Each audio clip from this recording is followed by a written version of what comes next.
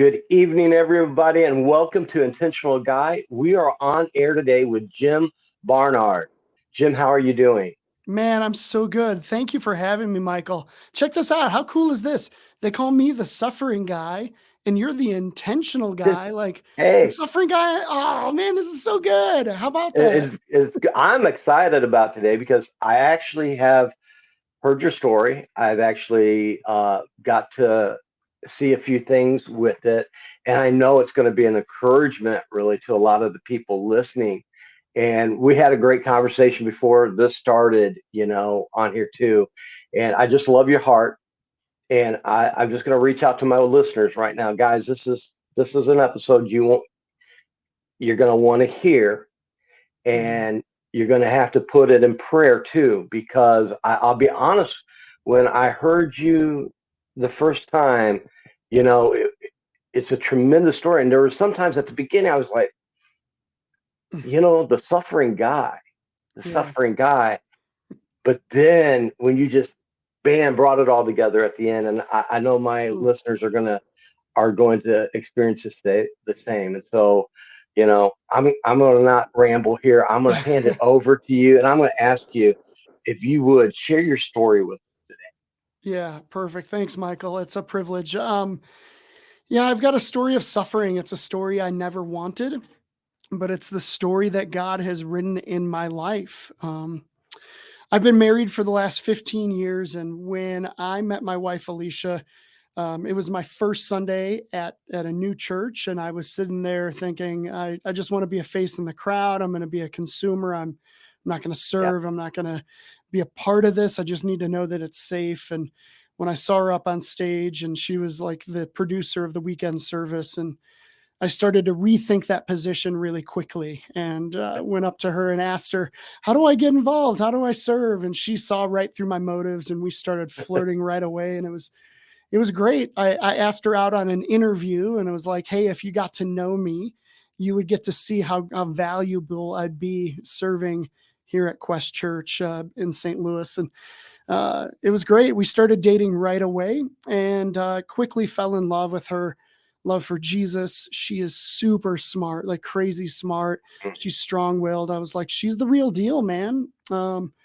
We dated for a year and a half. I did the worst proposal of all time. It's embarrassing. I'm not going to tell that story here, Michael. I don't care what you ask. I'm not going to tell that. But yeah, when I asked her to marry me, we started the process of like how planning for the wedding, and we did something kind of absurd. We had a 10-week engagement. Wow. There was a venue issue and complications there, and we're like, let's just go for it. Let's make this happen. Um, I think in its purest form, God was preparing things. We didn't Yeah. see what was happening. So 3 months after we got married, Alicia got super sick. At first it seemed like, oh, it's just a stomach virus. You'll get over it. She was just puking a lot. But then after a week or two of this just not going away, it became obvious that there was a bigger issue. There was a major problem. And so we went to the emergency room. We started visiting all these doctors, and no one really had like a clear answer, could like really put us on the right path of what's going on. And we finally met this GI doctor who was just a very kind and patient man. He just really heard us, and he was like, okay, I think I understand some of this, but there's a lot of mystery involved. And he was honest. He's like, the GI system is just something we don't know a ton about. What works for you doesn't work for this other person, and there's just still a lot of mystery. I'd love to tell you I understand all of this, but I just got to be honest. Like, there's going to be a lot of things that we have to do to discover what's really wrong with you and how we can help. And so he suggested that we maybe consider going to the Mayo Clinic up in Minnesota, which, Michael, it's just terrible that we send sick people to Minnesota in the middle of Yeah. winter. Like, come Oh, on. yes.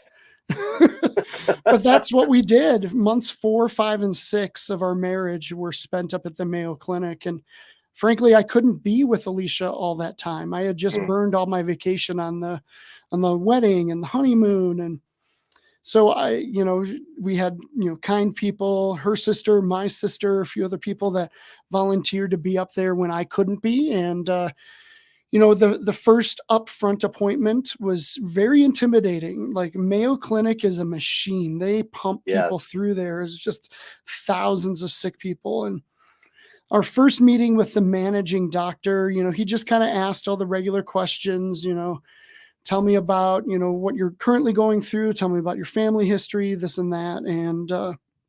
And then he prescribed all these different tests. Like she had dozens of tests that she had to go through in meetings with doctors. Some of these tests were embarrassing and awful, Oh yeah. invasive. I don't know how PG we're going to be on here, but there was Yep. one test or one thing that she had to do that was just like took the cake for grossness and embarrassment. She did this thing called biofeedback, where biofeedback can take several different forms. This one we lovingly called poop school because they were worried that like her muscles or something were atrophied and they had to teach her how to poop again. So she sat, this is gross, I know it, but she sat on a false bottom toilet and there was a woman that sat underneath and was like, all right, relax here, bear down Oh here, wow. push, like literally coaching on how to poop. And she would call me, and late at night and just be in tears, like, I'm failing poop school. And like, this woman is like, it's so embarrassing. And Oh my. and I felt so guilty that I couldn't be with her. I couldn't help her. I couldn't comfort her really.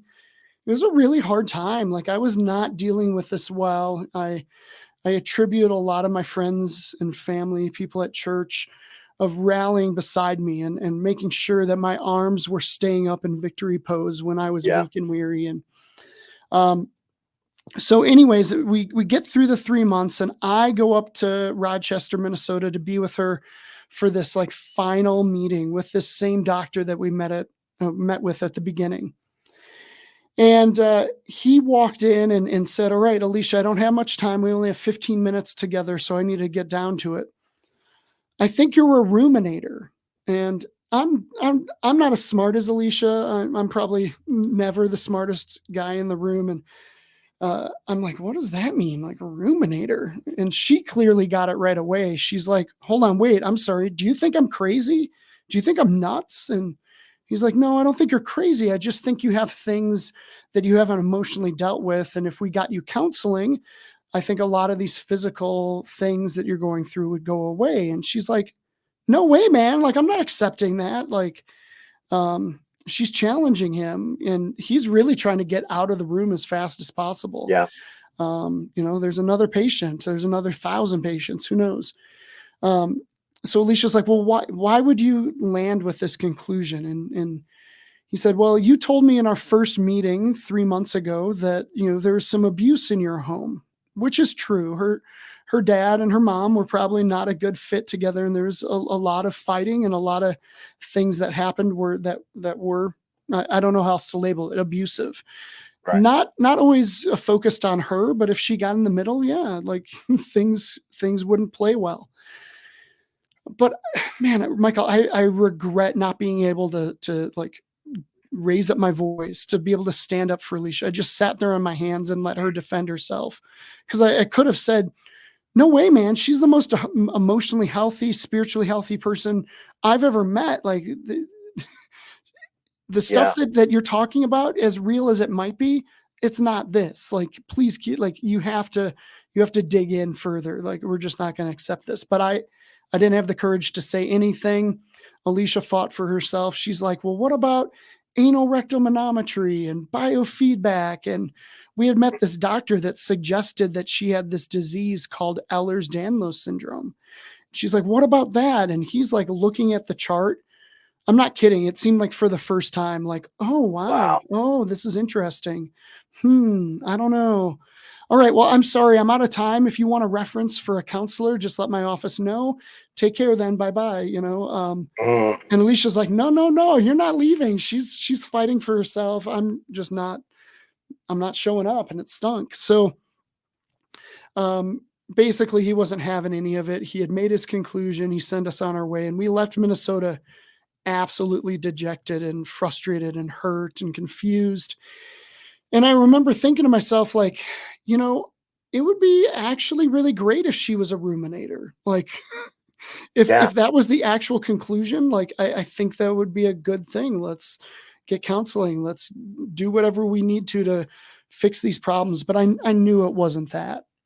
Right. So we go back to see this GI doctor that referred us up to Minnesota. And we sat down in a small room. It felt very much like this meeting with this other doctor.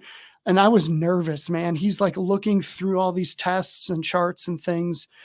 And I felt like so scared he was going to look up and reaffirm, yeah, this guy's an expert. I agree with him. I was petrified of this moment. I tell people often that I was thinking I was going to puke, and Alicia was the one that was really good at puking. Like Right. things were out of hand for her, obviously. And this kind doctor looked up at the chart, right at Alicia, gave her great eye contact, and said, "Honey, it's not in your head, it's in your gut. I'm so sorry that this man was insulting and dismissive, but it's a really good thing that you went up there and went through all this, because I've got a lot of facts that I would have never gotten, and we're going to get to the bottom of this." And pretty quickly, he identified that the disease, this Ehlers-Danlos syndrome, which is a connective tissue disease that kind of degenerates your tissue. There's a hypoflexibility of your tissue. If you've ever seen a contortionist, they've got that same disease. It's just located in their joints. So they're just hyperflexible there. Alicia's version tends to be really located in her abdomen. And so this doctor was like, I think it's primarily in your colon. So I want to take out your colon, which is risky, but we went ahead and did it. And I remember this doctor coming in after they took it out, and she was, recovering from the surgery, and he came into the hospital room, and he looked like just confused and flabbergasted. I'm like, "All right, Dr. Presti, what's going on?" And he said, "Man, we just biopsied this thing, and it's the most unusual colon we've ever seen. It's so abnormal. It was paper thin, but PVC pipe hard. We think you would have torn your colon within maybe weeks. Like, there's no telling. You weren't going to be able to sustain this much longer. Like, clearly it's in your guts." And so first season, Alicia got healthier, and it was really great. She was able to eat again, and I just felt like I was getting my wife back, and I felt very optimistic, and things were good. But of course, this disease began to spread throughout the digestive system, and it affected a lot of her core organs.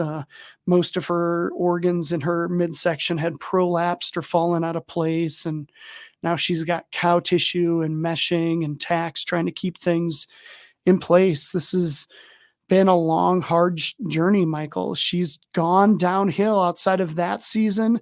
And then this other miraculous season, which I could probably tell if we've got enough time, but she's gone downhill like pretty consistently over the last 15 years. I've watched my wife waste away. She's literally spent hundreds of nights in the hospital. She's had dozens of surgeries. She essentially died on me twice. I'm holding her lifeless body. It's been a long journey, man. There's a lot of suffering. I don't know what else to say. I can't imagine as a husband watching this and being in the helplessness that you would feel. Mm-hmm. Especially, it sounds so painful, and so yeah, it's awful. I think as men, we want to fix things. It's right. kind of in our nature. And I had no control in this situation. I couldn't help her. I could occasionally make her feel more comfortable. I could give her, give her feet a rub, or, comfort her in some ways, but I couldn't change the situation. I was totally helpless. In fact, I was so out of control on this scenario, I began to really put all my thought and effort into work. I would work sometimes 80, 90 hours a week because it was something I could control. It was a place I could experience victories. With Alicia in this garbage, I just couldn't. So it wasn't the right response, but it's, frankly, it's where I chose to invest myself, and I'm not proud of it, but it's okay. God's been really faithful over the last 15 years. felt like he was starting to like poke at me to go into ministry. And I'm like, Right. there's no way, man. Like, ministry's complicated. If you do ministry well, it's going to be complicated. And Yes. look at the complicated life you've already given me. So I just kept giving God the Heisman stiff arm and just pushing him Yeah. away. And, Alicia was getting sicker and sicker. Things were getting more complicated. She couldn't drive. She couldn't work. Like things were getting real. And you know what? I'm going to go ahead and tell this other story of a season where Alicia got healthier, because Please do. it's too good of a story, and I'll detail it fully in the book. But man, we wanted to be parents so badly. Like, we had gone to see every specialist in the St. Louis area, and every doctor said the same thing. Impossible for you to get pregnant. It's super impossible for you to carry a pregnancy. Her uterus had failed before ever having a human being in it. So, like, how does this even make sense? So we started to just wane on that. And one of her best friends from high school called us up one day and was like, "Hey, I was praying for you, and I felt like God was telling me that I should be your surrogate. So you guys can borrow my uterus if that's helpful." And Huh. we didn't know how to feel about that at all. Right. So we went to go see one doctor that we knew was a believer, and was, we wanted him to help us think through the moral implications of Right. surrogacy. And so he started to defend it and was giving good like examples, like using scriptures well. And suddenly he just stops talking, and he's like, I think he's having a stroke. I'm like, "Dr. DeRosa, do you need me to call 911? Like, are you okay?" And he's like, "Guys, I'm so sorry. I feel like God is telling me to tell you something, and I don't want to, like, but I have to. I'm so sorry." So he just tells us straight up. He's like, "I think God is telling me that you need to die to this dream, to give this up, just walk away from the thought of having kids." And that was, certainly painful. That's not what we wanted to hear. Right. But we walked away from that appointment and said, okay, that was God. That's what we needed to hear. And we just decided we would be the best aunts and uncles we could be. And, like, all right, like, Right. painful. Well, Michael, that's actually the day Alicia got pregnant. Oh, And, wow. and for some reason, God saw it fit to do a miracle in our lives. And Alicia got healthier during her pregnancy. She could eat. It was amazing. I can't believe it. We've got a little boy who's now 11 years old, Wow. and he's healthy. And man, he was born premature because like things started to not go well, but like he was Right. born healthy. He was tiny. He was 3 pounds, 14 ounces. Wow. I could hold him in my 2 hands. And I remember sitting in the NICU with him, just like saying, "God, oh my gosh, this makes no sense. I don't know why you would choose to give us this gift. I know perfectly healthy people that don't have this gift. Like, you must have big plans for this kid. So help me to be a good earthly dad for him to know you as Heavenly Father, and to prepare him for whatever you have for him in the future, whatever calling you have." And God met me in this room and was like, "Hey man, so like, what if in like 20 or 30 years, I come to Anderson and I ask him to go into full-time ministry? And it doesn't matter if he's got a good excuse or a bad excuse. As his earthly dad, how would you feel?" I'm like, "Oh my gosh, are you kidding me?" Like, disappointed. I would feel disappointed. And God he disappeared. He just let me sit in that disappointment until I relented. I'm like, "All right, God, answer the questions. What, where, how? Like, we'll just freaking do it. I don't care anymore." And so he answered the questions, and we pretty quickly packed up all of our stuff, left our amazing church community, which really was like, they were unbelievable to us. And we moved out here to Denver for me to go to seminary, and it was awful. Just awful. Denver's a great place, but I was doing too much. I was doing seminary part-time, working full-time. I had a sick wife who was a 24-hour fall risk and couldn't drive. We had a 9-month-old baby who couldn't do anything for himself and needed his dad, but his dad was nowhere to be found. I hated it. I wanted to give up and move back home so badly, but we saw it through, and I'm actually really glad that I did. Not to fast forward the story too much, but this has been just 15 years of suffering. And part of it has been like suffering, like serving in ministry, like getting through seminary and starting to work at churches. And it's been a long, hard road, but I'm actually, I can sit here today and say, as much as I hate all this suffering, which the story just goes on and on. I mean, I could Right. easily fill a book of 250 pages with these stories of suffering. But Michael, I'm somehow really grateful for all the suffering we've experienced in our Mm. lives. It has changed my perspective in mighty ways. It has made us cling to Jesus, where maybe I might have been a really lukewarm Christian. I've seen God do the absurd in my life, and Right. I get to do exactly what I'm doing here, right now. I get to share my story with other people and help them understand that like Jesus is real and he does work in crazy ways, and he's transformed me in real ways. And this day I serve in a ministry where I'm not in church work anymore. I left that 2.5 years ago to start a coaching ministry where I help people uh, Mm. deal with their expectation gaps, because I've become an expert in expectation gaps. My entire marriage has been an expectation gap. It's not at all what I hoped and expected. My reality has been far from my expectations, and that gap has been full of disappointment and dissatisfaction and distress. And I get to use my story. I get to use what I understand of scriptures. I get to come alongside other people and keep their arms up when they're weak and weary.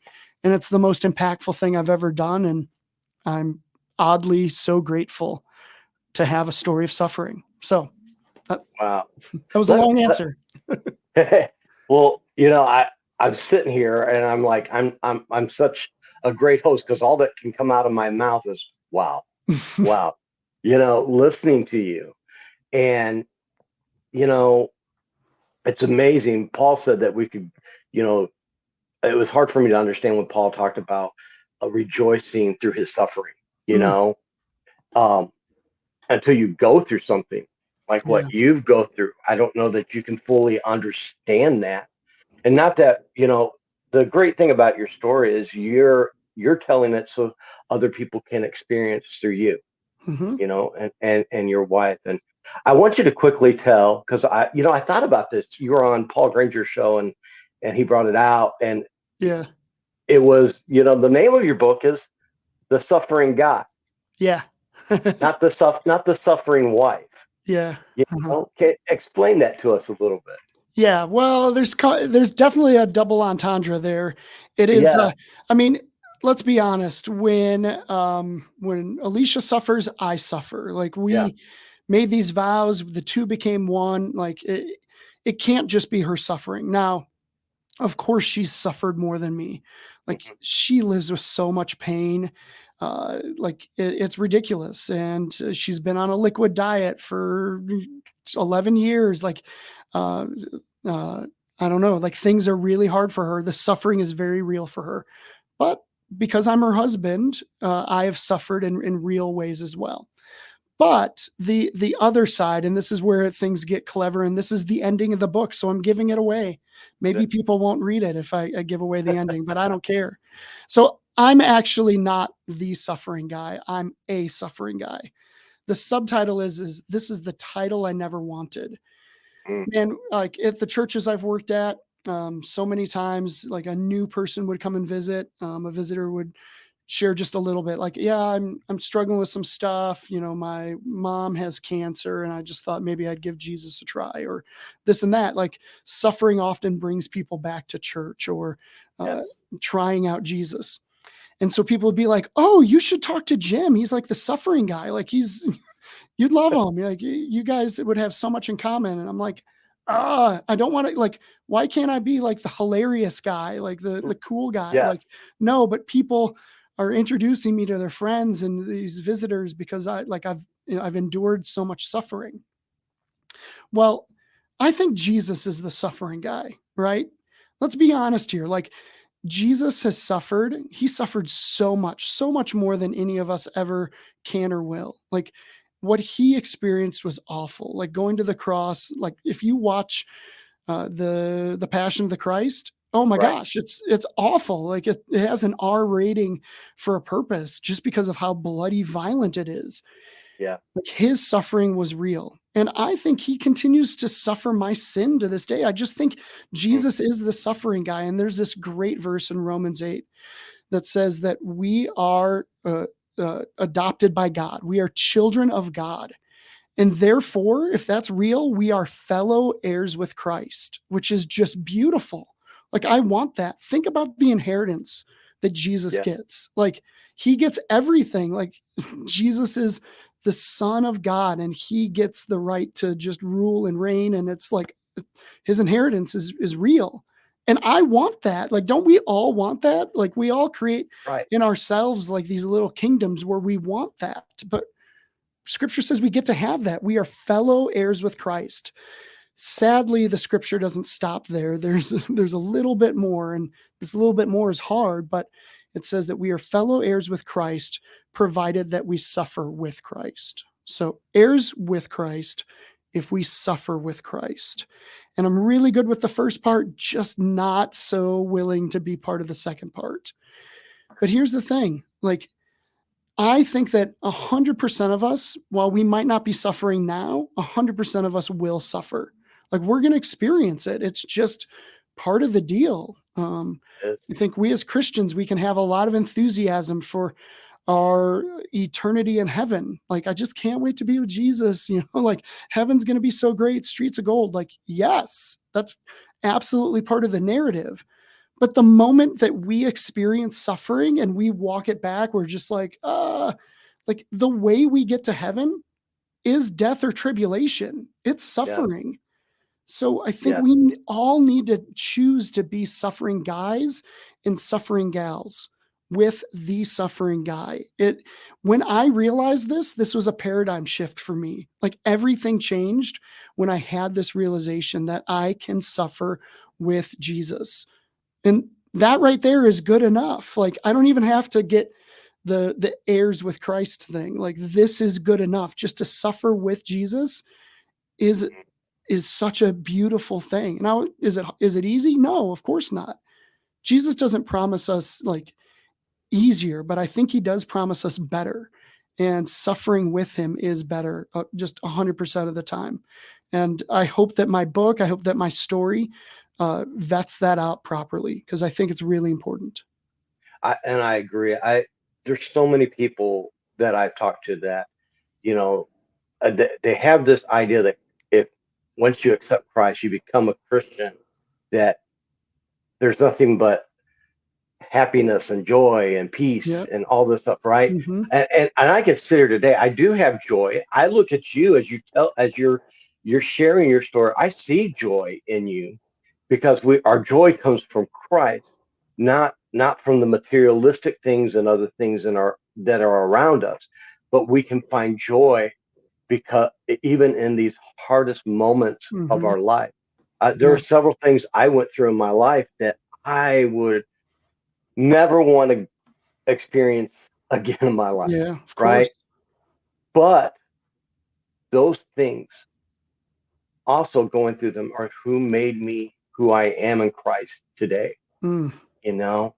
And I was in ministry for a long time, and I can tell you this, it, I have joy like I've never had mm, before this year, but it's because I've been able to give that to Christ, yeah. you know? I've been able to hand it, even though the world around me might be chaos, Mm-hmm. things are going crazy, I have a joy in just knowing that I'm in God's hand. Yeah. And I Yeah. can't control the things I can't control. Yep. But what I can control is doing what He is uh, telling me to do next. Yep. We can control our response. That's basically Yes, it. And man, it's messed up. You referenced this earlier. I hate this about the scriptures. Actually, I love it. But on the surface, I hate it because it's like almost always that suffering is brought up, it is accompanied by rejoicing. Like, right. hey, celebrate your suffering. Like, that's the secret of Yeah, life. What? That makes no sense. That's absurd, man. Like, no way. I want to I want to be depressed in my suffering. I want to hurt in Hmm. my suffering. Like I want to wallow in my suffering. But scriptures consistently say rejoice in your suffering. And I don't think that that's like just a suggestion. I think that that's like an imperative, like that Right. really is vital. Now, do I do it perfectly? Of course not. Like there are days where I'm falling apart, but Right. like every day is a decision to control my response. And you know what? I try to like come at it with this heart of celebration. It's great. I try to not take myself too seriously. Like Yeah. that's one of the other conclusions that I come to at the end of the book. Like when I'm wallowing in my suffering, man, I'm taking myself too seriously. It's all about me. I'm just Mm. inward thinking. And I just want to shed that, man. Cause man, sometimes, and you get this, sometimes suffering happens to us, right? We have Yeah. no control. Yeah. Other times suffering it happens because of something we choose. That it was a Yeah. response that we made and we got to live with that. Right. But the call is the same to rejoice in it. And Michael, I'm proud of you. I'm proud of Yeah. you because this year you're choosing to rejoice. You're choosing to Right. be authentic. You're choosing to not take yourself too seriously. Yeah. And And that's the premise of this podcast is, you know, to be intentional every day with where God has you. You mhm, know, I mean, I may not have made that plan to be where I'm at today, but God is in control. And so mhm, today I'm going to be intentional. And I was one of those people. I was a catastrophizer. Oh my goodness, like nobody's business. And this is something I've learned in the last 2 years. Is now I'm looking for the wins. I'm looking for where mhm, God is in this. What is God showing me? What is God teaching? Or what is God using that's happening to me to help somebody else? You mm, know, and it's being intentional and making the right choices, not because it's going to make me rich, not because it's going to, uh, benefit me per yep, se, but because it's going to benefit what the kingdom of God and what yeah, God's called me to do. And yeah, so I want to be intentional in my life. I spent a life making bad choices. It came down to some bad things in my life that I didn't realize were dictating my choices. yep, yep, And then I'm 50 years old and but I'd rather be 50 years old and dealt with it than to have never dealt with it and changed. And absolutely, now I can find that joy. And that's what I hope as people read your book, it's, it's, they're going to find a lot of God in those pages hmm as you're reading it and the discovery of God throughout those pages and how God is more revealed to us through the hard times, through the tough times, through yeah, the suffering. hmm That's where we can find him. yeah, And man, Jim, I really appreciate you being on here today. I want we're gonna put a description of where to find your book and yeah, everything where people can get that and read it. And to be honest, I really would think we'll probably like to call you back here oh sometime yeah, in the near future too, because it's amazing the emails and the handwritten letters that I'm getting from oh wow, people who are in suffering, yeah, you know, yeah, who are living in suffering. And I'm hoping that like today's show can bring hope to them, yes, yes. and your book brings hope to them. That is So all I want, Michael. That's like literally all I want in life. I give away my time to coach people. I don't charge anyone for coaching to have like this freelance knucklehead pastor come alongside of them. And you talk about victory, and I've done this. Like for people that are yes, watching on video, like my arms are up in the air and it's in victory pose. And this is one right, of the stories of scripture that I tell. It's from Exodus 17, where Moses is trying to stay in victory pose to keep Israel in the battle. And it's a great story, and I tie it in with my story, and I want other guys, other men especially, to have a perspective of like, man, victory does not come in isolation, because Moses needed his boys, Aaron and Hur, to come alongside of him so they themselves got into victory pose to hold him into victory pose. yes, And Michael, I'm certain that you found that in your life, that, Oh, you yes. know, when you were isolated in the suffering, and probably hiding in so many Yes. different ways, man, like there was no victory. And it wasn't Right. until you did this, that you were authentic, that you cried out for help, Mhm. that you allowed people to come alongside of you. Like, we need Exactly. victory in our lives. I need it maybe more than anyone. So I'm about it, man. I'm so thankful, and I hope I get to come back, because I know the suffering guy needs an intentional guy in his life. Yes, and we've only scratched the surface, really, of the power of God in both of our stories. Mhm. We've just scratched it, and the story continues even now. And I would like to have you back, because I'm really, you know, ha- how we find our identity amongst these struggles too, and amongst the suffering.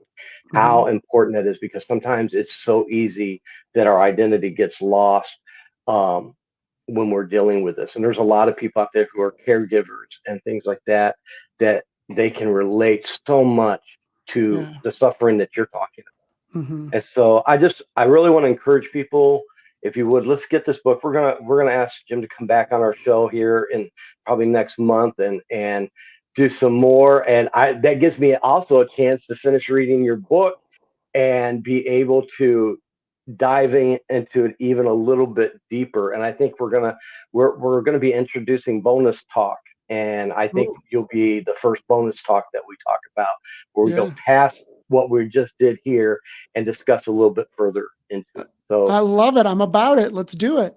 Let's all right, go. we'll plan it. So, Jim, thank you for being here, and to all my listeners, until next time, just keep being intentional. Talk to you later.